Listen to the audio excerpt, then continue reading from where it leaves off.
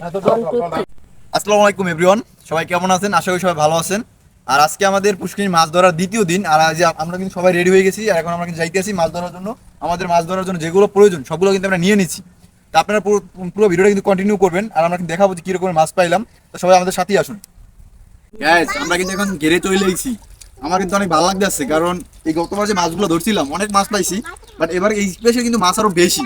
তো এই জন্য কিন্তু বেশি ভালো লাগতেছে আজকে। কিন্তু দেখেন না, যে দেখেন এই যে পানি কিন্তু ছায়া দিতে আছে এখন। আর এই পেশে পানিগুলো কিন্তু এই পেশে সব নিচ দিয়ে আছে, এই পেশে খালি যে পাশটা দেখতে পাচ্ছেন এই পেশে জমতে আছে। তারপর কিন্তু আমরা যে পানিটা থাকবে ওই পানিটা আমরা কিন্তু বালতি আছে, বল আছে, এগুলো দিয়ে সুন্দর করে এগুলো ফেলাই দেবো। ঠিক আছে, তো আপনারা কিন্তু পুরো ভিডিওটা দেখবেন, আর এই মাছ কিরকম কি মাছ পাইলে আমরা দেখবেন। কিন্তু আমি কিন্তু ফুলি এক্সাইটেড।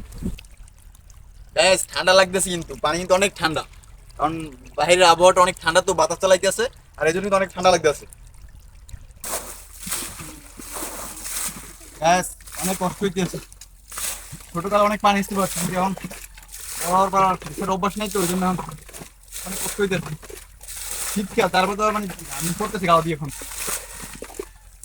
আপনারা কি কি পছন্দ করেন পানি, অবশ্যই কমেন্ট করে জানাবেন। অনেক ক্লান্ত লাগছে।